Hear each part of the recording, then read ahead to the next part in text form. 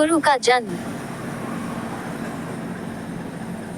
कुरुवंश के प्रथम पुरुष का नाम कुरु था। कुरु बड़े प्रतापी और बड़े तेजस्वी थे। उन्हीं के नाम पर कुरुवंश की शाखाएं निकली और विकसित हुई। एक से एक प्रतापी और तेजस्वी वीर कुरुवंश में पैदा हो चुके हैं। पांडवों और कौरवों ने भी कुरुवंश में ही जन्म धारण किया था। महाभारत का युद्ध भी कुरुवंशियों में ही हुआ था। किंतु कुरु कौन थे और उनका जन्म किसके द्वारा और कैसे हुआ था, वेद व्यास जी ने इस पर महाभारत में प्रकाश डाला है। हम यहाँ संक्षेप में उस कथा को सामने रख रहे हैं। कथा बड़ी रोचक और प्रेरणादायी है। अति प्राचीन काल में हस्तिनापुर में एक प्रतापी राजा राज्य करता था। उस राजा का नाम सवर्ण था। वह सूर्य के समान तेजवान था और प्रजा का बड़ा पालक था। स्वयं कष्ट उठा लेता था, पर प्राण देकर भी प्रजा के कष्टों को दूर करता था। सवर्ण सूर्यदेव का अनन्य भक्त था। वह प्रतिदिन बड़ी ही श्रद्धा के साथ सूर्यदेव की उपासना किया करता था। जब तक सूर्यदेव की उपासना नहीं कर लेता था, जल का एक घूंट भी कंठ के नीचे नहीं उतारता था। एक दिन सवर्ण एक पर्वत पर आखेट के लिए गया। जब वह हाथ में धनुष बाण लेकर पर्वत के ऊपर आखेट के लिए भ्रमण कर रहा था, तो उसे एक अति सुंदर युवती दिखाई पड़ी। वह युवती सुंदरता के सांचे में ढली हुई थी। उसके प्रत्येक अंग को विधाता ने बड़ी ही रुचि के साथ सवार कर बनाया था। सवर्ण ने आज तक ऐसी स्त्री देखने की कौन कहे कल्पना तक नहीं की थी। सवर्ण स्त्री पर आकृष्ट हो गया। सब कुछ भूल कर अपने आप को उस पर निछावर कर दिया। वह उसके पास जाकर त्रिषित नेत्रों से उसकी ओर देखता हुआ बोला, तन्वंगी, तुम कौन हो? तुम देवी हो, गंधर्व हो या किन्नरी हो? तुम्हें देखकर मेरा चित्त चंचल हो उठा। तुम मेरे साथ गंधर्व विवाह करके सुखोपभोग करो। पर युवती ने सवर्ण की बातों का कुछ भी उत्तर नहीं दिया। वह कुछ क्षणों तक सवर्ण की ओर देखती रही, फिर अदृश्य हो गई। युवती के अदृश्य हो जाने पर सवर्ण अत्यधिक आकुल हो गया। वह धनुष बाण फेंककर उन्मत्तों की भांति विलाप करने लगा, सुंदरी, तुम कहाँ चली गई? जिस प्रकार सूर्य के बिना कमल मुरझा जाता है और जिस प्रकार पानी के बिना पौधा सूख जाता है, उसी प्रकार तुम्हारे बिना मैं जीवित नहीं रह सकता। तुम्हारे सौंदर्य ने मेरे मन को चुरा लिया है। तुम प्रकट होकर मुझे बताओ कि तुम कौन हो और मैं तुम्हें किस प्रकार पा सकता हूँ। युवती पुनः प्रकट हुई। वह सवर्ण की ओर देखती हुई बोली, राजन, मैं स्वयं आप पर मुग्ध हूँ, पर मैं अपने पिता की आज्ञा के वश में हूँ। मैं सूर्यदेव की छोटी पुत्री हूँ। मेरा नाम तप्ती है।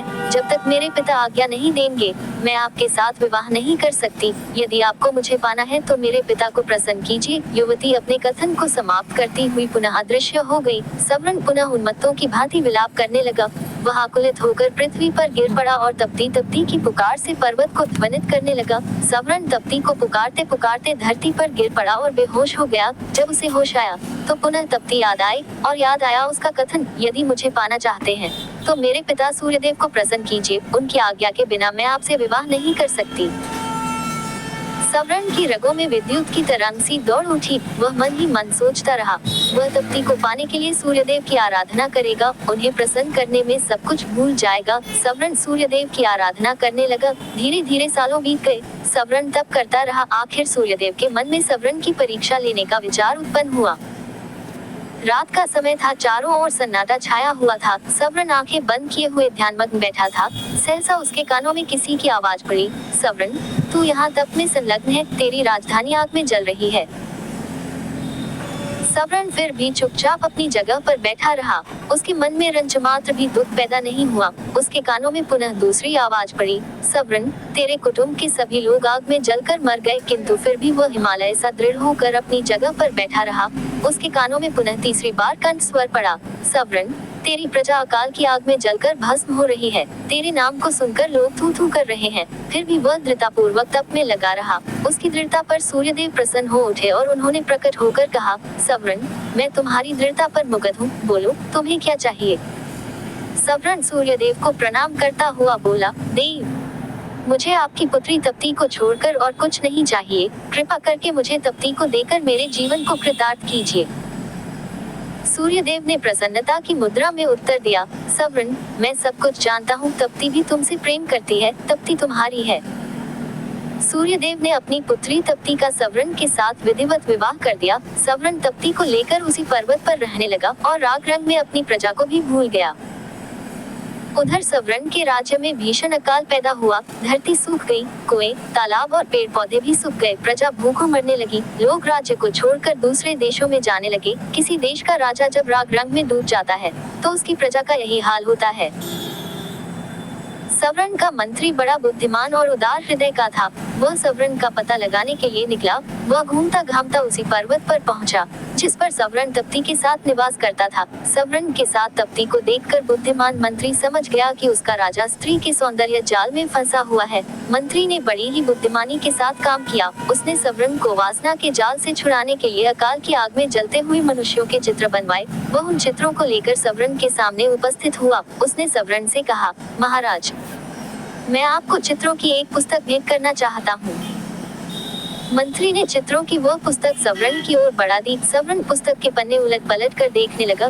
किसी पन्ने में मनुष्य पेड़ों की पत्तियां खा रहे थे, किसी पन्ने में माताएं अपने बच्चों को कुएं में फेंक रही थी, किसी पन्ने में भूखे मनुष्य जानवरों को कच्चा मांस खा रहे थे और किसी पन्ने में प्यासे मनुष्य हाथों में कीचड़ लेकर चाट रहे थे। सवर्ण चित्रों को देखकर गंभीरता के साथ बोला, ये किस राजा के राज्य की प्रजा का दृश्य है? मंत्री ने बहुत ही धीमे और प्रभावपूर्वक स्वर में उत्तर दिया, उस राजा का नाम सवर्ण है। ये सुनकर सवर्ण चकित हो उठा। वह विस्मय भरी दृष्टि से मंत्री की ओर देखने लगा। मंत्री पुनः अपने धन से बोला, मैं सच कह रहा हूँ महाराज, यह आपकी ही प्रजा का दृश्य है। प्रजा भूखों मर रही है, चारों ओर हाहाकार मचा है, राज्य में न अन्न है न पानी है, धरती की छाती फट गई है। महाराज, वृक्ष भी आपको पुकारते पुकारते सूख गए हैं। ये सुनकर सवर्ण का हृदय कांप उठा। वह उठकर खड़ा हो गया और बोला, मेरी प्रजा का ये हाल है और मैं यहाँ मद में पड़ा हुआ हूँ। मुझे धिक्कार है मंत्री जी, मैं आपका कृतज्ञ हूँ। आपने मुझे जगाकर बहुत अच्छा किया। सवर्ण तप्ती के साथ अपनी राजधानी पहुंचा। उसके राजधानी में पहुंचते ही जोरों की वर्षा हुई। सूखी हुई पृथ्वी हरियाली से ढक गई। अकाल दूर हो गया। प्रजा सुख और शांति के साथ जीवन व्यतीत करने लगी। वह सवर्ण को परमात्मा और तप्ती को देवी मानकर दोनों की पूजा करने लगी। सवर्ण और तप्ती से ही कुरु का जन्म हुआ था। कुरु भी अपने माता पिता के समान ही प्रतापी और पुण्यात्मा थे। युगों बीत गए हैं, किंतु आज भी घर घर में कुरु का नाम गूंज रहा है।